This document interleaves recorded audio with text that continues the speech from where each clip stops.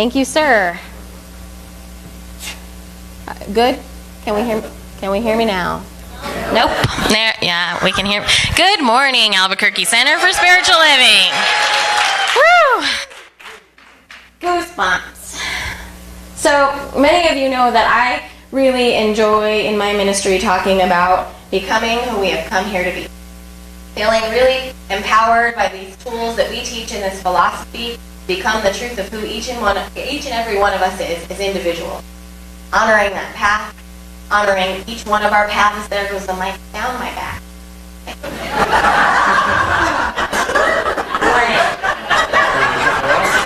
I'm not trying to break things, I promise. I'm mildly destructive. But. Do you need a hand getting that out? It's on the floor, so I'll just try not to step on it. How does that sound? I don't like that. I know. Justin doesn't. And I don't. So, as we talk about that, as we talk about being empowered, talk about being the truth of who we are, that's just, a magical path that we're all on. Hi, Kristen.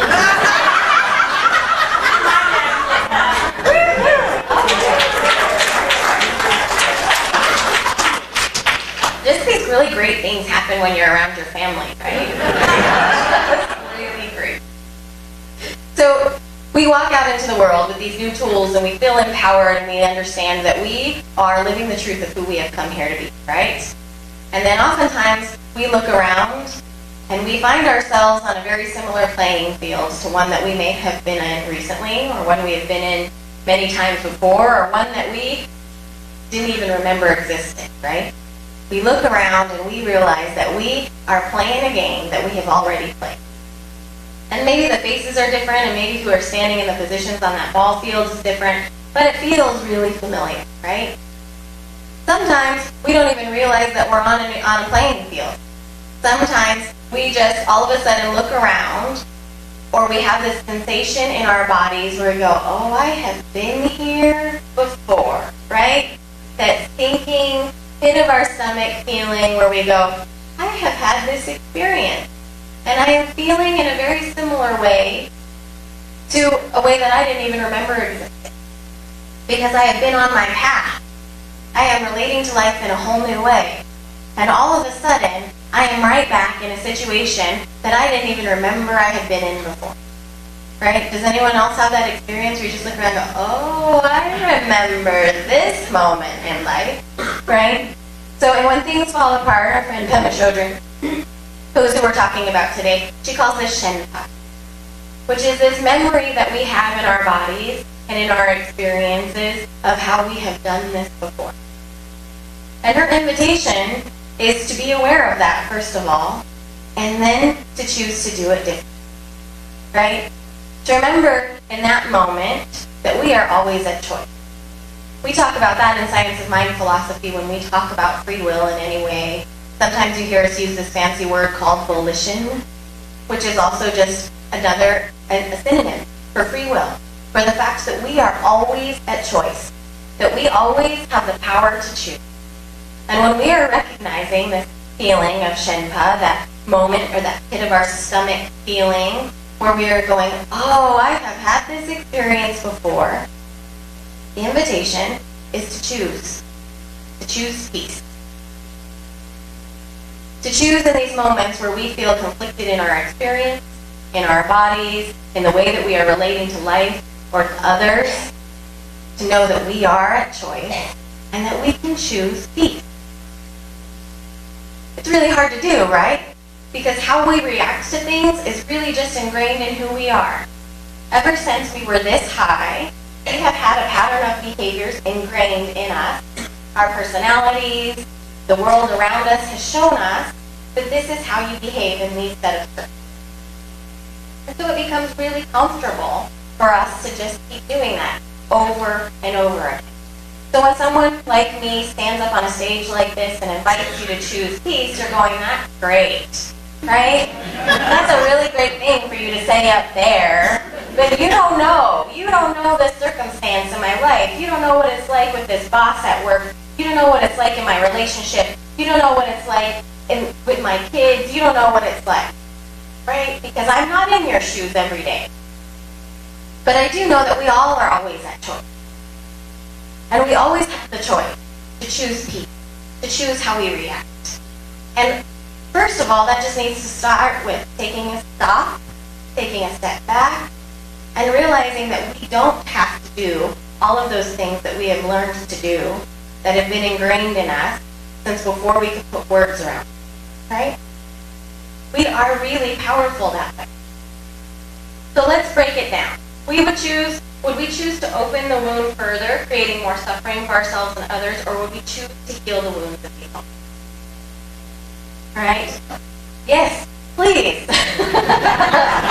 The question, because we get at that crossroads, right? And sometimes we are just so mired down in the wound that we forget that we are being invited by that wound to be in a healing process. And that's really what it's there for. It's there to be the invitation to heal something. So the habitual response is to soothe ourselves, to get us what we want, to get our needs met, to get even, to straighten things out, right? To get to the heart of the matter and to straighten it all out. To come out with what we need. But we have seen what this choice leads to, right? And we know that we can cultivate a better choice. We can cultivate a new choice. And that what really is our responsibility is to do the healing work, right? To let it be what it is then. Instead of living in a wound and exposing it over and over again, right? And that is as graphic as I'm going to get about wounds, I promise. So how do we begin to make these other choices, right? Because like I said, it's really easy for me to stand up here and say, choose peace. Make another choice. Remember that you have free will in everything that you're doing. But how do we do that? We can stop struggling, first of all, right? Acknowledge our fear. Like Kelly was saying in the reading, we go to the places that scare us. So what does that mean? My interpretation of going to the places that scare us is there's a title of a John O'Donohue book called Blessing the Space Between Us. And when we bless the space between us, we can see that really easily in friendship or in relationship, right? We can see that we are really close to someone, but there is a little bit of space between us, and we honor that. We honor our differences. We enjoy that, right? We enjoy getting to know new people. And we enjoy exploring those little things between us that are different, but that make us the same. It's where we fall in love. It's where we connect by blessing that space between us. But what happens when there is much space between us? What happens when we feel like the space between us could fill this whole room? Could fill a mountain, right? When we are encountered by people and situations that are not on the same page as us. And we are so mired down and caught up in that space between us that we forget all of the blessing that is present there. All of the beauty that is present between me and Justin in the back of the room. Look at you guys. There is so much in the space between us to be blessed. And there's so much in the space between me and someone who thinks absolutely nothing like I do, who has a completely different spiritual philosophy, a completely different political philosophy, a completely different way of looking at life and doing life and being in the world. There is so much space between us and so much love that can be filled into that space that the call for all of us, the call for me, is to bless it and to honor it and to know that that's where the beauty of it is. And if I am choosing peace, if I am choosing to be with the healing presence of the world, then what I am choosing is to bless that space between us. Choosing to honor what is different and what is the same. Because as much as there is space between us, there is still that humanity. There is still those common threads. And when all I am focused on is the space and not the blessing, I am losing sight of that. And there is so much of that, right? So much that just connects us to one another, that reminds us that we are each one of us the truth of the divine. And all of that gets lost. We're just scared. But we are focused on the space.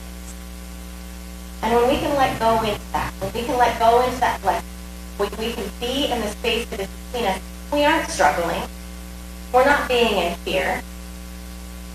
And we also know that we don't have to know the answer, right? Because We're in fear because we don't understand. I don't understand the person over there who doesn't think or look or act anything like me. So the first instinct is to be fearful. But when I let go of that fear, when I stop struggling, when I go to the places that scare me, like Emma Sjogren is talking about, I am blessing all that is and recognizing just how beautiful it is. The next step in this path to choosing peace is using our difficult situations to help us and to help others heal. So by being willing to recognize my own humanity, like I was just talking about, and be with it, and then share it, which is something that I love to do in this community and have for many years, right? I know that I'm creating space for others to do the same thing. But not only that, by doing my healing work, and by focusing on the healed condition, I'm also creating a space for healing to take place. And not just within myself, but in others. And not just me, every single one of us, right? When we are not focusing on the wound, when we are focusing on doing the healing work, every time that I choose peace, every time I am willing to look at things differently, I'm creating a space for someone else to do the same. Right? It's more than teaching by example. It is actually setting up a world where we are all doing it together, where we are in this healing space together. And doesn't that just feel so much better than needing to know the answer? Right? Than needing to have our side of the story heard or having to get things settled. What we are really doing is recognizing those places in ourselves that are wounded and stepping up to the plate to do the healing work. And then everyone else around us is invited to do the same thing. Because when we see people doing their healing work, we are excited about it. I'm excited about it. Are you guys? Yeah. Right? Because we see how happy people are. We see that people are successful and joyful, and we join in that with them. Rhonda's doing the happy dance up here about it already. Thank you, Rhonda, for illustrating joy. The next step in choosing peace, in choosing differently, is realizing that everything that arises is a manifestation of wisdom. That we are awakening energy. So this is something that will help us reverse a habitual pattern of trying to avoid conflict, right? Because we all love to do that. We all just rather say, I don't need to choose peace because I am peaceful. Right? I am the presence of peace. So if there's conflict happening over here, I'm not a part of it because I am the presence of peace. Which you can be the presence of peace in that. But that is not by avoiding, right? Trying to smooth things out, trying to prove that pain is a mistake that would not exist in our lives if only we did the right thing. Does anybody else fall into those pitfalls? Right? Trying to say that pain would not exist if I was just doing my right. That's a really common science of mind thing to say to people, right? To say to ourselves, there's something not right in my consciousness, and if everything was right in my consciousness, then conflict would not exist.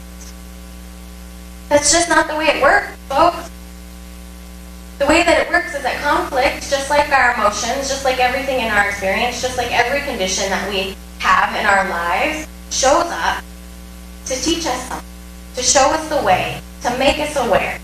And it's not a big life lesson every time, but it is like an arrow pointing, right? That's what we teach the practitioner student. Every emotion, every belief that sort of pops up, that pit of the stomach feeling, we're going, oh, I'm experiencing this again, is there to remind us that this is how we have always done it, that we are now in a new place, and we are being invited to do it in a new place. This awakened energy is actually an invitation to show ourselves in the world the rock stars that we have become by doing our spiritual work. This is an invitation right now. To be the truth of who you are, to be all that you have grown into, to step up to the plate and to change the game. Do it in a new way. Choose peace. Let that pit of your stomach feeling remind you that you don't have to do this the way that you have been doing it since you were knee-high. that there are so many more beautiful ways of engaging in the world, and we are going to do that together. And doesn't that feel so much better to recognize that we are just being awakened to energy? Because we know that energy moves. We know that it's pliable. We know that from the tip of our heads to the bottom of our toes, out through our fingertips, that the love and the light of the divine is with us. That is our energy, and it is moving through us. And it dances us, and it moves through us with our tears and our laughter. And when we are in those situations where we allow ourselves to be invited to choose different, to choose peace, to choose kindness, to choose joy, we are in the flow of that energy. And we are in the flow of our own divine grace at that time.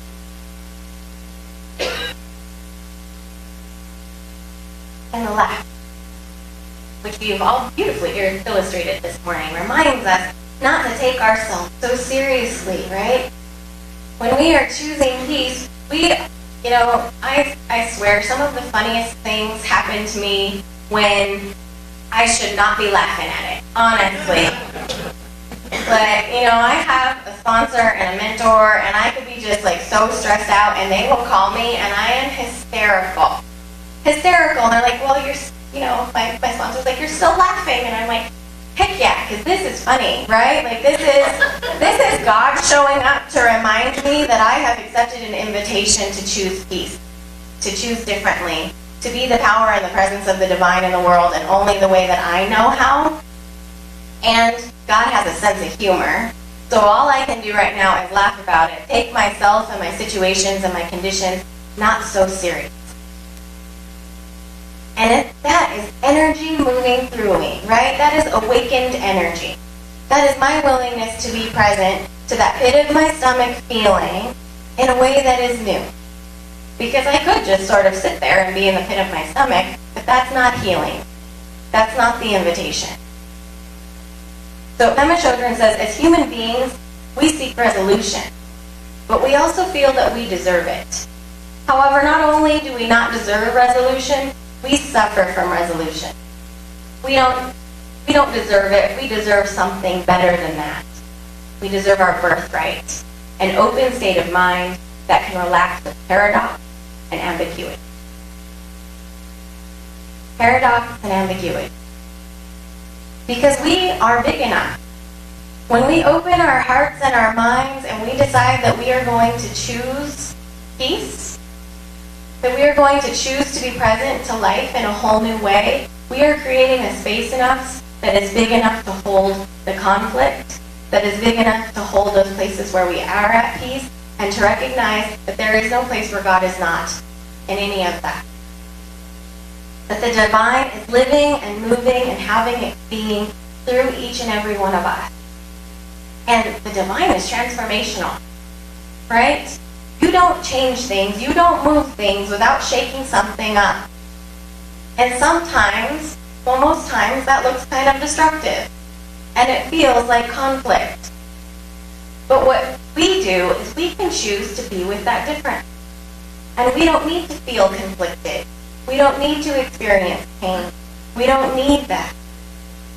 We can be with it as we are now, understanding that we just have awakened some energy in us and we are moving into the flow of life beautifully.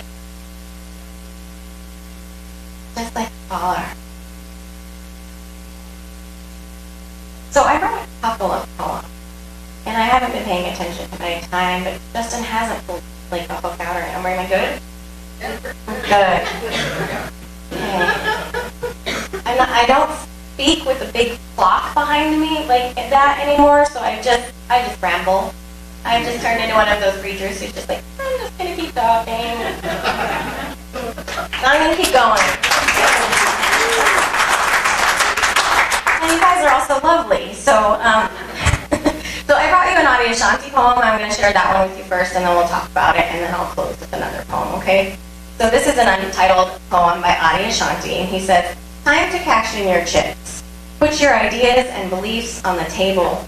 See who has the bigger hand, you or the mystery that pervades you. Time to scrape the mind's shit off your shoes.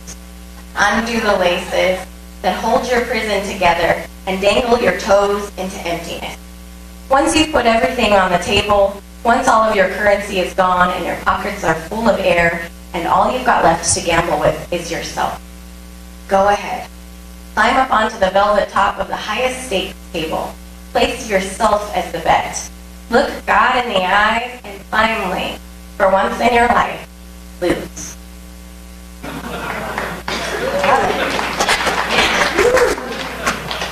For once in your life, be willing to lose. And not just to lose the argument, but to lose the sense of who you are in the world, enough to let life transform. Yes, ma'am. Yeah. You guys are just too wonderful today. And you're all on the same page, which is lovely. So, yeah. So just the invitation to lose our need to be right, to lose the ways that we have been doing things that no longer serve us, and to move into a space where we are doing our healing work and creating a world where everyone is invited to do this. Okay? So, last poem is a Hafiz poem, and then we'll pray. It's called I Have Learned So Much. I have learned so much from God that I can no longer call myself a Christian, a Hindu, a Muslim, a Buddhist, a Jew. The truth has shared so much of itself with me that I can no longer call myself a man, a woman, an angel, or even a pure soul. Love has befriended me so completely, it has turned to ash and freed me of every concept and every image my mind has ever known. I'm going to invite the practitioners to pray with me. Go. Thank you. So what some of you don't know is that I was facilitating the Practitioner 2 class here up until about a month ago. So this is the first time I get to pray with some of my students in the room, Ben and Sharon and Kelly, who was up here. So just give them a round of applause because they...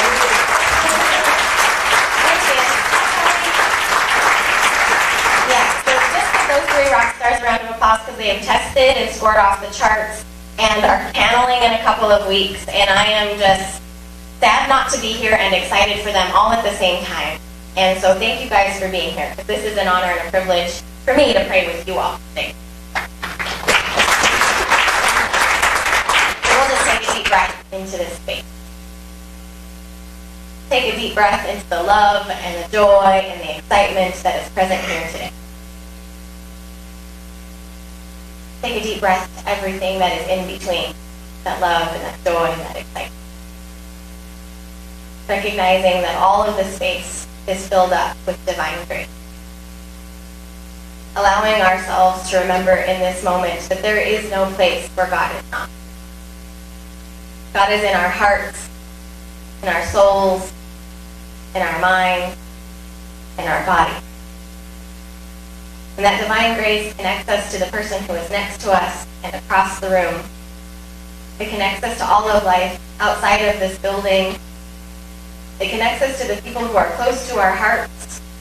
And it connects us to people who are feeling very, very far away from us through some sort of divide. And we breathe into that. We allow ourselves to remember in this moment that there is joy, that there is God everywhere we look and in all of the dark corners and all of the places where we are scared to peer around. And we allow this divine light that it is to hold us up, to fill us up, and to just be with us today and every day. We know that the invitation is to be healed by this energy and to heal it with our own. And we accept the invitation to choose peace.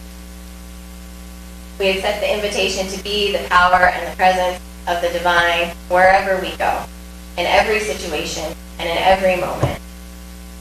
By being that presence. By choosing to love one another. By choosing to live life in a way that is unique and beautiful to each one of us, and allowing ourselves to be honored for it. We are so blessed by that experience. We know that life is so good. We know that spiritual community is so good. And we let go into. We let ourselves be reminded that we are God. And as we recognize this gift, as we recognize this bounty that is all of life, we give thanks for it. We give thanks for our ability to connect with one another. We give thanks for all of those places where we are being invited to bless the space between us. We give thanks for every moment where we remember that we are at peace, and we give thanks for every moment where we are being invited to show up as even when no one else is in it. We say thank you, life. Thank you for the beauty. Thank you for the opportunity to grow and transform and be the love and the light of the business. Thank you. And it is